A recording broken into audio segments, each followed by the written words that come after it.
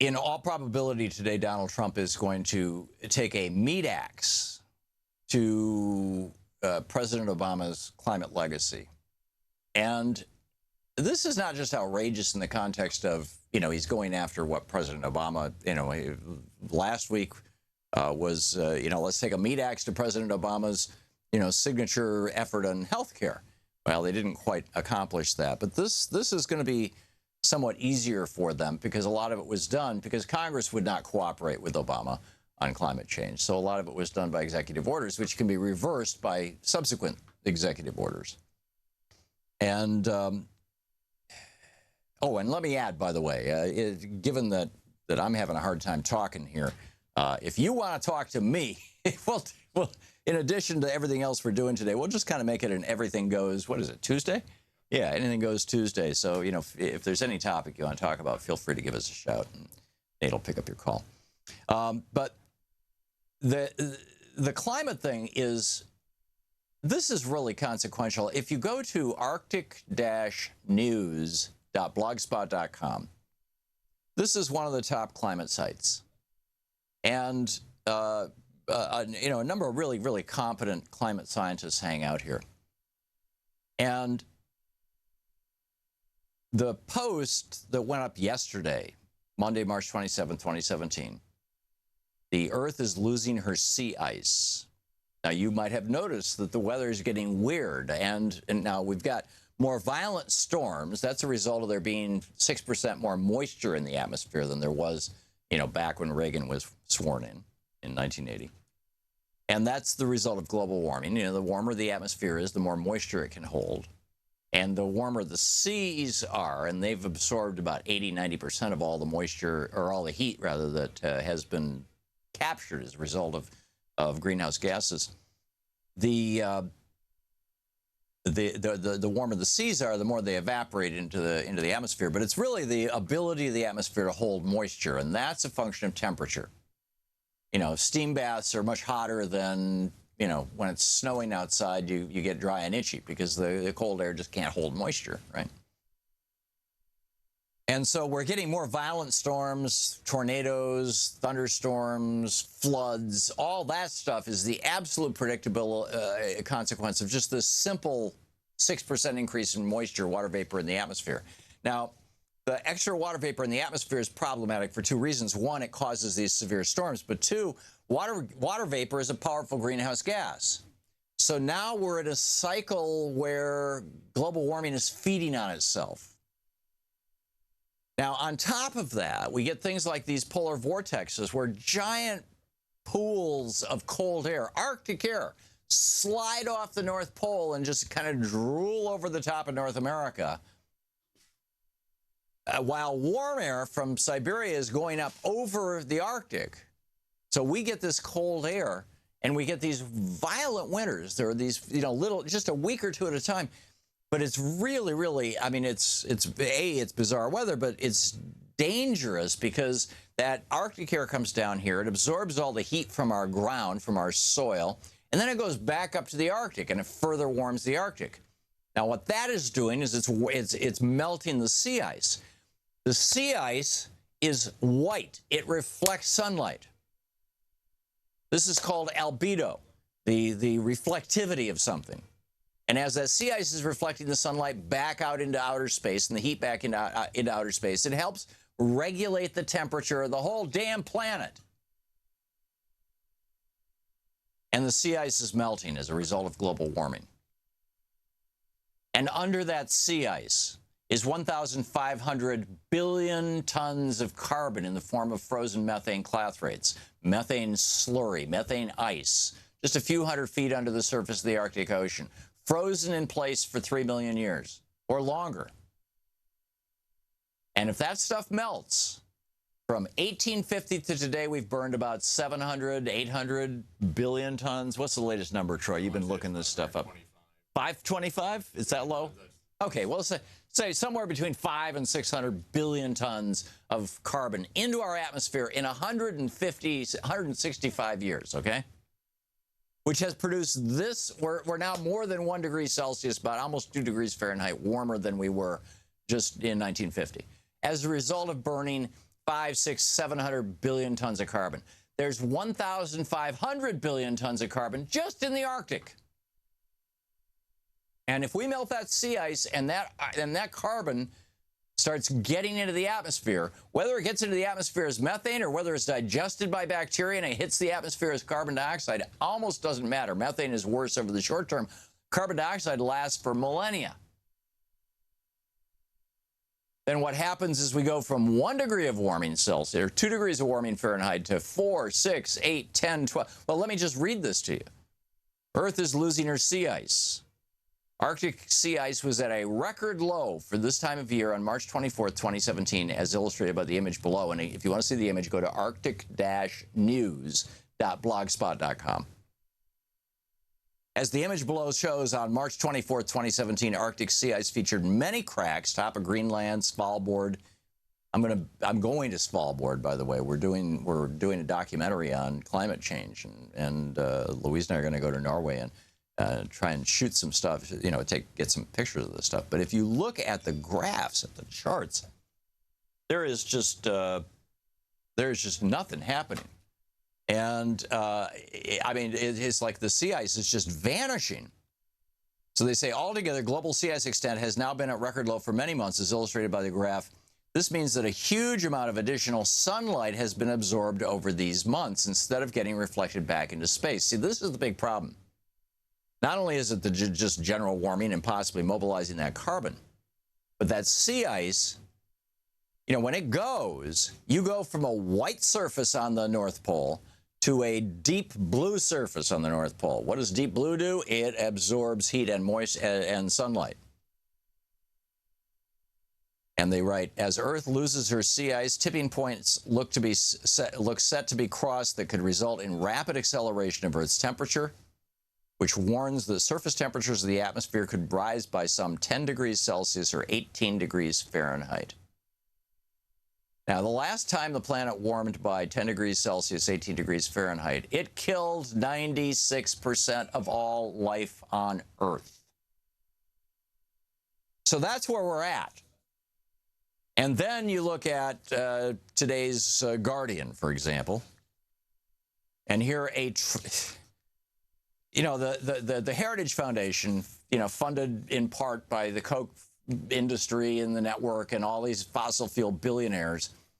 This spokesman for the Heritage Foundation says that Obama's clean power plan is high cost and very minimal climate benefit. Obama went too far in rationalizing energy policy regulations with high costs and diminishing returns.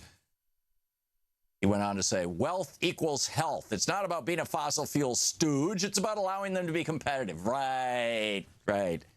Sorry, you're a stooge. Travis Nichols, a spokesman for Greenpeace, said this proposed executive order, this is Trump, what Trump is going to do today. He's going to roll back this and say to the billionaires who make their money on carbon, he's going to say to them, oh, yeah, you can make get that carbon out of the earth, pump it into the atmosphere, kill the planet, but get rich. And by the way, share some of that with the Republicans, huh? This proposed executive order gives us further proof that Trump is not a leader. He's just a fossil fuel industry stooge with a presidential pen. The problem, of course, is how much devastation his administration will inflict on the climate, vulnerable communities, and the environment. In the meantime, with this proposed executive order, the Trump administration is simply putting America further behind in the global race toward a renewable future. Trump's spokesman said that we're doing this for jobs, right? We're doing this for jobs. This is, Trump has called climate change a hoax. And this is just crazy. This is just crazy. He says, I think the president's been very clear about America having an America First energy policy. Right. This is what a Trump administration official said. The previous administration devalued workers. We're saying we can do both. We can protect the environment and provide people with work. Right. That's exactly a lie. This is the Thom Hartmann Program. The reality is that cleaning things up produces new jobs and innovation. Going with 19th century fossil fuels just kills the planet. So, this Donald Trump today is going to prove, this is so important.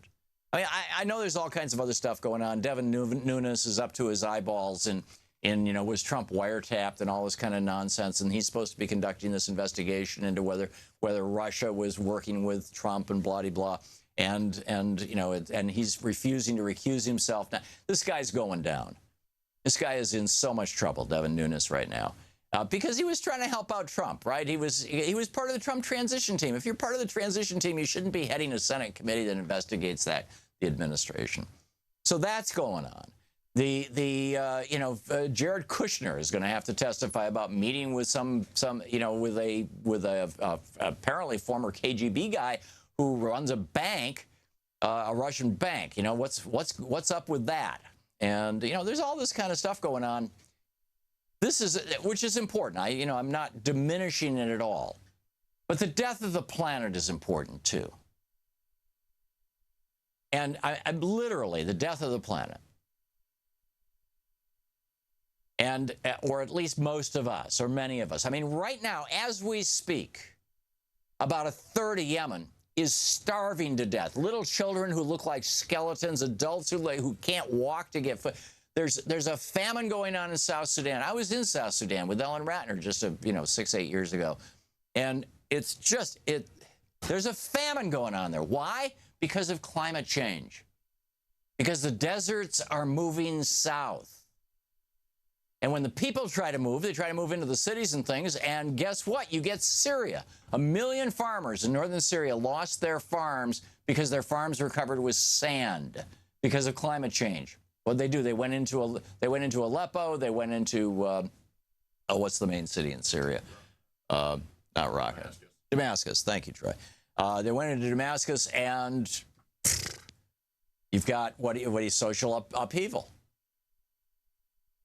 And I mean, this is big stuff. And Donald Trump today is going to sign this executive order and prove to all of us and the world that he's no leader. He doesn't give a damn about science or human beings or people. The guy is simply a shill for his fellow billionaire buddies who make their money off fossil fuels. It's really that simple. And he's going to prove it to us. You had any skepticism, any doubts, that Donald Trump puts billionaire interests ahead of the interests of all of the rest of us. He's going to do it today in a way that is so obvious. Now, whether the media will report on this or not, given that all the fossil fuel industry companies are pouring all kinds of money into advertising, we'll see. You're listening to the Thom Hartmann Program. Call 202-808-9925. My guess is that there'll be very little mention of climate change, and they'll just say, kind of note it and pass. Hey, go back. Hey, let's talk about Russia again. This is and a tip of the hat to let's see, who was it? The Cajun Man Punk, who tweeted at me saying, "Hey, have you seen this article in The Guardian?" This is by Victoria Herman. She is a climate scientist. As an Arctic researcher, I'm used to gaps in data. And then she talks about how the Arctic is warming faster than any other part of the Earth. And this is not a good thing. And only 1% of the Arctic has been mapped to contemporary standards. Some of these maps go back before World War II. And then she talks about how in January of this year, as the Trump administration was taking office, suddenly all this research that she had provided to our government, she's one of the climate scientists, started vanishing. Just vanishing. She says, we were warned. In the waning days of 2016, we were warned. Save the data. Back up the climate measurements. Archive the maps of America's worst polluters. Now, keep in mind, those polluters, of course, are the ones who are paying the Republicans to basically destroy our country so that they can get richer. But then she says it's at first the distress flare of lost data came as a surge of defunct links on 21 January, the day after the inauguration. The U.S. National Strategy for the Arctic, the implementation plan for the strategy, the report on our progress, all gone within a matter of minutes. As I watched more and more links turn red, I frantically combed the internet for archived versions of our country's most important polar policies. I had no idea then that this disappearing act had just begun. And then she goes on to say, you know, Canada did the same thing 3 years ago. Just 3 years ago, Arctic researchers witnessed another world leader remove thousands of scientific documents from the public domain. In 2014, then Canadian Prime Minister Stephen Harper, who I would add was another, you know, they don't have a Republican Party in Canada, but he was a conservative, and he was acting on behalf of the fossil fuel barons, particularly, you know, all those tar sands. Stephen Harper, another shill for the fossil fuel industry who doesn't give a rat's ass about the future of the planet or our children or grandchildren. Anyhow, in 2014, Canadian Prime Minister Stephen Harper closed 11 departments of fisheries and oceans regional libraries, including the only Arctic Center. Hundreds of reports and studies containing well over a century of research were destroyed in that process, and historic loss from which we still have not recovered. So please, President Trump, stop deleting my citations. Climate scientists are just absolutely beside themselves.